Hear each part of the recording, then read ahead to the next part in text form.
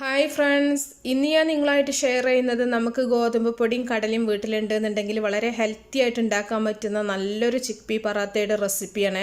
ഇത് നമ്മൾ ആലു പറാത്തയൊക്കെ ഉണ്ടാക്കുന്ന പോലെ തന്നെയാണ്. വളരെ ഹെൽത്തിയാണ്, വളരെ ഈസിയാണ്. ബ്രേക്ക്ഫാസ്റ്റിനോ ഡിന്നറിനോ ഒക്കെ കഴിക്കാം. അപ്പോൾ ഇതെങ്ങനെയാണ് നോക്കിയാലോ. ആദ്യം തന്നെ ഞാനിവിടെ ഒരു പാത്രത്തിൽ കുറച്ച് ഗോതമ്പ് മാവ് എടുത്ത് വെച്ചിട്ടുണ്ട്. ഇനി ഇതിലേക്ക് ആവശ്യത്തിനുള്ള ഉപ്പ് ചേർക്കുന്നുണ്ട്.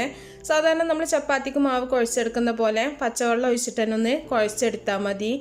ഇനി നിങ്ങൾക്ക് ചെറിയ ചൂടുള്ള വെള്ളത്തിൽ ഇത് കുഴച്ചെടുക്കാം കേട്ടോ. അപ്പോൾ കുറേശ്ശെ വെള്ളം ഒഴിച്ചിട്ട് നമുക്ക് നല്ല പോലെ ഒന്ന് കുഴച്ചെടുക്കാം. അപ്പോൾ നിങ്ങൾക്ക് ഗോതമ്പ് വേണ്ടെന്നുണ്ടെങ്കിൽ മൈദയിലും ഇത് ഉണ്ടാക്കാം കേട്ടോ.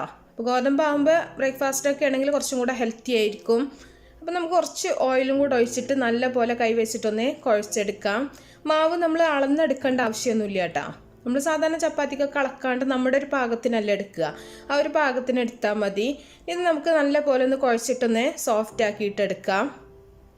അപ്പോൾ നിങ്ങൾക്ക് ചപ്പാത്തി മാവൊക്കെ ബാക്കി ഉണ്ടെന്നുണ്ടെങ്കിൽ വളരെ ഈസി ആയിട്ട് ഇതുപോലെ ഉണ്ടാക്കാൻ പറ്റും. അപ്പോൾ നമുക്ക് മാവ് കുഴക്കേണ്ട സമയമൊന്നും ആവശ്യമില്ലല്ലോ.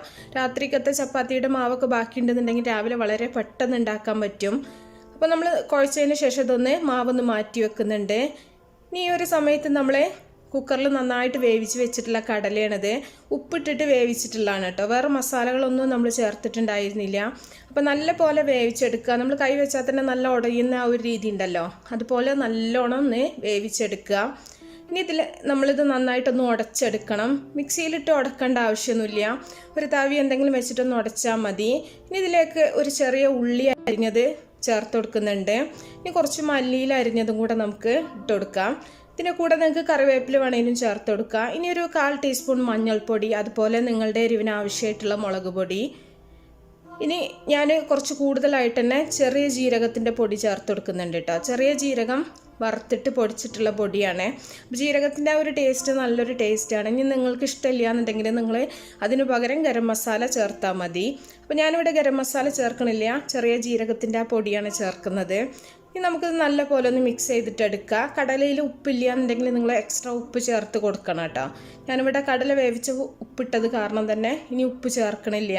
അത്യാവശ്യത്തിനുള്ള ഉപ്പുണ്ട് കേട്ടോ. പിന്നെ നമ്മൾ മാവിൽ ഉപ്പുണ്ടല്ലോ. അപ്പോൾ നമ്മൾ നന്നായിട്ടൊന്ന് മിക്സ് ചെയ്ത് മാറ്റി വെച്ചിട്ടുണ്ട്. ഇനി നമ്മൾ കുഴച്ച് വെച്ചിട്ടുള്ള മാവ് ചപ്പാത്തീൻ്റെ വലുപ്പത്തിനേക്കാളും കുറച്ചുകൂടെ വലുപ്പത്തിലുള്ള ഉരുളകളാക്കിയിട്ടൊന്ന് ഉരുട്ടിയെടുക്കുന്നുണ്ട്.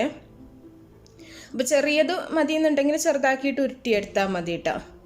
ഇനി നമ്മൾ കുറച്ച് പൊടിയിട്ടിട്ട് ചപ്പാത്തി പരത്തുന്ന പോലെ തന്നെ ചെറുതായിട്ടൊന്ന് പരത്തിയെടുക്കുക. എന്നിട്ട് അതിലേക്ക് നമ്മൾ നേരത്തെ റെഡിയാക്കി വെച്ചിട്ടുള്ള കടലയുടെ ആ ഒരു ഫില്ലിംഗ് ഉണ്ടല്ലോ, അത് വെച്ച് കൊടുത്തിട്ട് ഒന്ന് ചുരുട്ടിയെടുക്കുക. വീണ്ടും നമ്മൾ നന്നായിട്ടൊന്ന് പരത്തിയെടുക്കുകയാണ് ചെയ്യുന്നത്. അപ്പോൾ നിങ്ങൾ ആലു പറാത്തയൊക്കെ ഉണ്ടാക്കിയിട്ടുള്ളവരാണെന്നുണ്ടെങ്കിൽ അതേ രീതിയിൽ തന്നെയാണ് നമ്മളിത് ചെയ്യുന്നത് കേട്ടോ. അപ്പോൾ നല്ല പോലെ ഒന്ന് പ്രസ് ചെയ്തതിന് ശേഷം നമ്മൾ കുറച്ച് കൂടുതലായിട്ട് പൊടിയിട്ടിട്ട് നന്നായിട്ടൊന്ന് പരത്തിയെടുത്താൽ മതി. അപ്പോൾ പൊടിയിട്ടിട്ട് പരത്തിയെടുക്കുകയാണെങ്കിൽ ഇങ്ങനെ പുറത്തേക്ക് അങ്ങനെ ഫില്ലിങ് പൊട്ടിപ്പോകുന്നില്ല കേട്ടോ. അപ്പോൾ ഒന്ന് പതുക്കെ ഒരുപാട് അങ്ങോട്ട് അമർത്താണ്ട് ഒന്ന് പരത്തിയെടുത്താൽ മതി. അപ്പോൾ ഒരുപാട് വലുപ്പത്തിലാക്കേണ്ട ആവശ്യമില്ല കേട്ടോ. കുറച്ച് കനത്തോടു കൂടി തന്നെ അങ്ങോട്ട് പരത്തിയെടുത്താൽ മതി. വേവുന്ന അങ്ങനത്തെ പ്രശ്നങ്ങളൊന്നും ഉണ്ടാവില്ല കേട്ടോ. നമ്മൾ ചെറിയ തീയിലിട്ടിട്ട് ചുട്ടെടുത്താൽ മതി.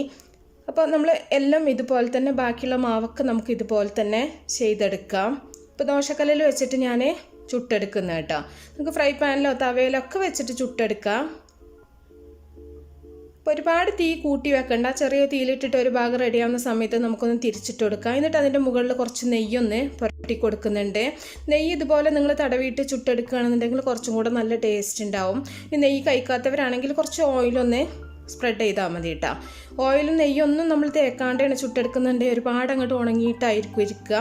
അപ്പോൾ ആ ഒരു സോഫ്റ്റും അതുപോലെ നല്ലൊരു മൊരിഞ്ഞിട്ടുള്ള ആ ഒരു ഇത് കിട്ടണമെന്നുണ്ടെങ്കിൽ നമ്മൾ ഓയിലോ നെയ്യോ നന്നായിട്ടൊന്ന് തേച്ച് കൊടുത്തതിന് ശേഷം 2 ഭാഗവും നല്ല പോലെ ഒന്ന് വേവിച്ചിട്ടെടുത്താൽ മതി. അപ്പോൾ എല്ലാവരും ഉണ്ടാക്കി നോക്കുക. അപ്പോൾ നല്ല ടേസ്റ്റാണ്. അതുപോലെ തന്നെ നിങ്ങൾക്ക് ഇഷ്ടപ്പെടുകയാണെന്നുണ്ടെങ്കിൽ നിങ്ങൾ ലൈക്ക് ചെയ്യാൻ മറക്കരുത് കേട്ടോ. അതുപോലെ നിങ്ങളുടെ അഭിപ്രായങ്ങളൊക്കെ അറിയിക്കുക. അപ്പോൾ എല്ലാ വീഡിയോസും കണ്ട് സപ്പോർട്ട് ചെയ്യുക. അതുപോലെ യൂസ്ഫുൾ ആണെങ്കിൽ ഷെയർ ചെയ്യുക. അപ്പോൾ നല്ല റെസിപ്പികളൊക്കെ അടുത്തൊരു വീഡിയോയിൽ കാണാം. ഓക്കെ.